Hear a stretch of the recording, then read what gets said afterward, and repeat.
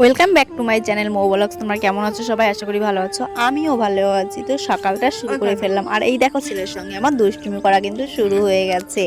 তো ছেলে আর আমি এখানে দুষ্টুমি করছি, আর ও আমার সঙ্গে দুষ্টুমি করছে। তো এটা হচ্ছে আমাদের প্রত্যেক দিনের কাজ। তো এইখানে দেখো চা আর রুটি নিয়ে বসে পড়েছি। আগের দিন ভিডিওতে তোমাদের দেখিয়েছি যে রাত্রিবেলা রুটি বানিয়েছি, তো 2-3টে রুটি রয়ে গেছিলো। তো গরম করে ভাবলাম খেয়েই ফেলি, শুধু শুধু নষ্ট করে তো লাভ নেই। তার জন্য আমি বাবাকে মাকে দিয়ে এসেছি, আর এখন কিন্তু আমি একটা নিয়ে বসে পড়েছি, আর একটা রেখেছি ছেলের জন্য। তো ছেলে যদি পরে খেতে চায় খাবে, না হলে না খাবে, আমি জোর করব না। কিন্তু হ্যাঁ, ও অবশেষে কিন্তু রুটিটা বলল যে খাবে, তার জন্য আর আমি ওকে আর জোর করিনি, যে যখন বলেছে খাবে তো খেয়েই নেবে। তো এখানে রুটি খাচ্ছি, আর খাওয়ার পরে দেখলাম যে চার মধ্যে না একটু চিনি কম হয়ে গেছে, কারণ বাবা হচ্ছে চিনিটা একটু কম খায়। আর এইখানে দেখো ছেলেকে চা দেওয়ার আগে আমি নিম পাতা নিয়ে চলে এসেছি, কারণ ছেলেকে খাওয়াবো নিম পাতা। আর ও কিন্তু খেতে চাচ্ছিল না, দেখো পেছন পেছন দৌড়াচ্ছি নিম পাতা নিয়ে, কিন্তু ও খাবে না। 100বার বলছি বাবা ফেলবি না ফেলবি না, কিন্তু ও কিন্তু ফেলেই দিতে চাচ্ছে, ও কিন্তু খেতে চাচ্ছে না। ওকে যদি একটু রস বানিয়ে দিতাম তাহলে ও ভীষণ পরিমাণে খেতে পারতো। মানে কি বলতো, ওকে রস বানিয়ে দিলে ও খাবে, কিন্তু রস ছাড়া যদি আমি ওকে পাতা দিই ও খেতে চায় না, কারণ চিবাতে হবে, আর চিবালেই তো ওর মুখে টুকে ভালোভাবে মিশে যাবে, লাগবে গালে টালে, তো ও তার জন্য ও খেতে চায় না। গাইস, আমাদের গাছে কত সুন্দর লঙ্কা হয়েছে, দেখো একটা গাছ কিন্তু লঙ্কায় পুরো ভরে গেছে, দেখেছো? চারিপাশে লঙ্কা ধরেছে, চারিপাশে কত সুন্দর লঙ্কা ধরেছে।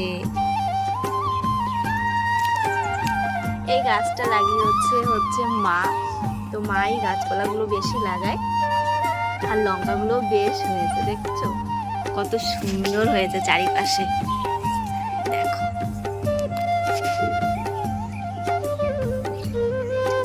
এটা দেখো বোম্বাই লঙ্কা গাছ, তো এই গাছেও লঙ্কা হয়েছে, চলো তোমাদের দেখাচ্ছি।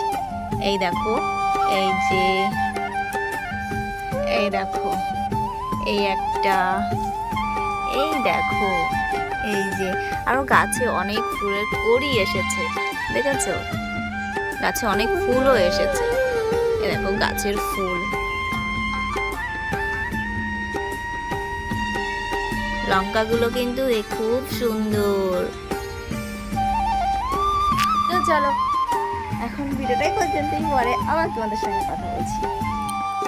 আর এইখানে দেখো বাবা কত লঙ্কা এনেছে। এই লঙ্কাগুলো কেন এনেছে বলো তো? আমাদের তো দোকান আছে, তো দোকানে বিক্রি করা হয় এই লঙ্কাগুলো, তো আমি বেছে বেছে রাখছি, কারণ এর মধ্যে অনেক কাটা ফাটা, তারপরে হচ্ছে পাতা পচা, এরকম অনেক কিছুই থাকে, তার জন্য আমি বেছে বেছে পরিষ্কার করে তারপরে এই ফ্রিজের মধ্যে রাখি।